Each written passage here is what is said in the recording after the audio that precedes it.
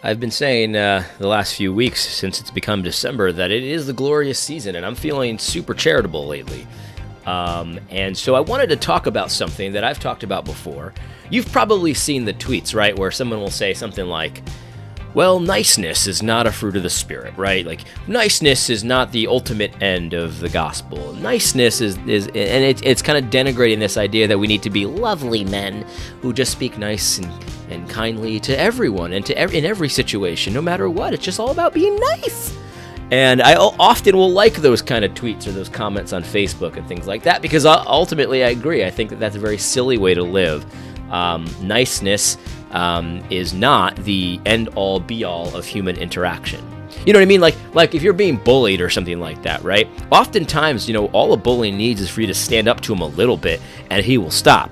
You know what I mean? And often, if you want to avoid a fight, raising your voice and sort of asserting yourself a little bit will often avoid that fight, because people aren't expecting you to stand up to them. People are expecting you to run away or to shy away or to look down or something like that. And sometimes you just need to assert yourself a little bit and don't be nice, and it'll avoid the fight. So men especially need to sort of cultivate the ability to control themselves in such a way that sometimes when niceness is not the right way to go, they're able to do it in a convincing and genuine kind of way. So niceness is not the end-all be-all, but I don't want to make it seem like niceness is not a good thing. It can be a good thing. I'm all for niceness. I'm nice to my kids. I'm nice to my wife. I'm nice to people pretty much all the time. I mean, that's just who I am. I try to be nice as much as I can. I think that's a good thing to cultivate, because some people have a tendency to, their default is not nice. We all kind of know that the people like that, right? Their default is mean. Their default is angry. Their default is curmudgeon-y. You know what I mean? And that's not good either. So I'm all for niceness, right? You might be saying, well, you don't come across as nice all the time, AD. What are you talking about? And the reality is that you got to understand, the internet and real life are two different things. If anyone knows that reference, by the way, what I just said, the internet and real life are two different things. Let's be friends. Anyway, here's the reality, though. So when I'm online, right? When I'm online, I'm talking oftentimes to people and about people that are like, let's just be honest, like professional distractors, professional obfuscators, professional liars a lot of the time, where people just lie all the time. And the reality is that those people are foolish. People that kind of distract and try to confuse the issue. Like when Russell Moore at the SBC convention was asked about his old positions regarding patriarchy and stuff like that, and he answers with a non-answer. Like, that is a liar. That's a tactic of a liar. Someone who's attempting to confuse you. I'm not going to get into it here. I'm not going to play the clip. I have it on my YouTube channel. You could check it out. But he doesn't answer the question at all. It's also like in the Founders Ministry where he says complementarianism should be about complementarity. And it's just like, dude, like, you're smart. What are you doing? That's foolish. That's a lie. You're lying. You can lie by attempting to confuse an issue that is actually quite clear. I think he was asked, does complementarianism lead to abuse? No. That's the answer. No.